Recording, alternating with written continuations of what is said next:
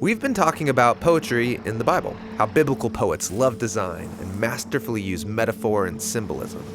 These poems invite us into an experience, to ponder ideas slowly and from many angles. And the largest collection of poetry in the Bible is the book of Psalms. So that's what we're going to look at here.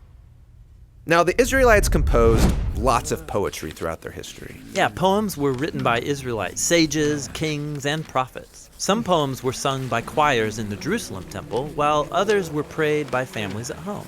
And over the centuries, the most important and widely read poems were compiled together to be read or sung on special occasions. And I'm familiar with books of poetry, a large collection of the greatest poems in one place, and I can read through and pick my favorites. But the Book of Psalms isn't that kind of collection. Here, each poem has been expertly crafted and then placed where it is for a reason, to create a storyline from the book's beginning to its end. The Psalms poetically retell the entire biblical story, and they invite you into a literary temple. A literary temple? Yeah, so the tabernacle, and then later the temple in Jerusalem, were where ancient Israelites went to meet with God.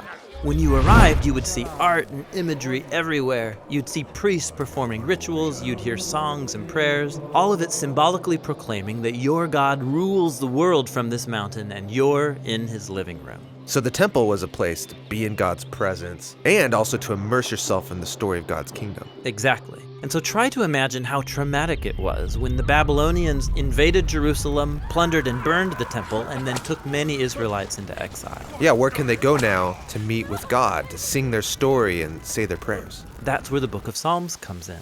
It's a prayer book for exiles, designed as a virtual temple. You enter the Psalms to meet with God and to hear the entire biblical story of God's kingdom sung back to you in poetry. Cool, but how does the Psalms do it? Let's start with the book's design. There are 150 poems broken up into 5 clear sections. At the beginning, there's been placed a short introduction, Psalms 1 and 2, which lay out the main themes of the whole book by reviewing the biblical storyline. Okay. Psalm 1 looks back to the Garden of Eden and its river of life. Yeah, God placed humanity in a garden temple. And here, humans decide to define good and evil on their own terms, and so are exiled from the garden.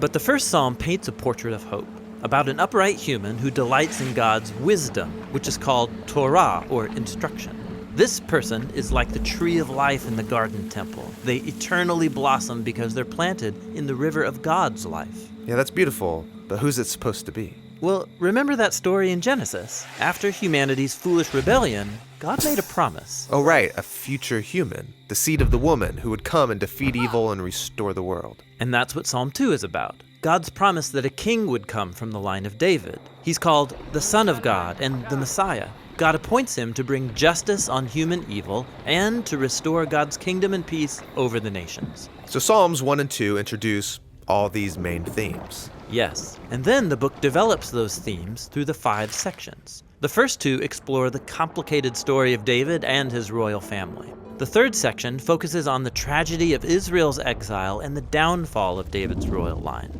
But then the 4th and 5th sections rekindle the hope for the Messiah, a new temple, and God's kingdom on the other side of the exile.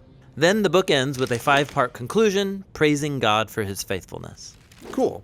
Now, nearly half of the Psalms are connected to one guy, King David, who God chose to rule Israel. Yes, David's story is really important in this book. He experienced many times of hardship, but he trusted God with radical faith. And in these poems, David shares his fears, confesses his failures, and offers thanks to his Redeemer.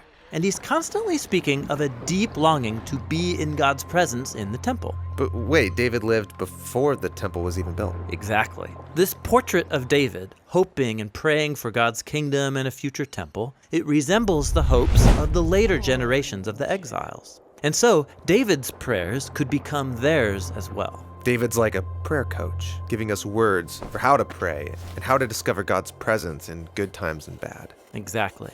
There are 73 poems connected to David, but most of the rest come from later generations of biblical poets, and they have learned to pray and hope like David. And so the end result is the Book of Psalms, designed as a virtual temple for all generations of God's people. This isn't a kind of book you just read once and put down. No, it's designed for a lifetime of slow rereading and reflection. These prayers and laments and songs of praise are meant to become our own. They're poems for exiles who are learning to live by God's wisdom and to seek God's justice in the world as they hope for the coming Messiah and the kingdom of God.